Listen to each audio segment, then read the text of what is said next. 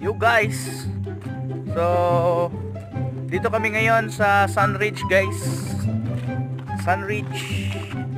And yun lang. Ano kasi ng kapatid ko guys, prenup. So dito kami sa Sunridge. Dres, mitagi man mo. Pwede man dali mga yan guys oh. Wee! Yan. Update lang. Kita ko sa inyo yung ano, yung view. Yan guys oh. Sunridge. Ito yung view sa Sunridge guys. Sila ba doon na? Sila na? Yun yung kapatid ko guys oh.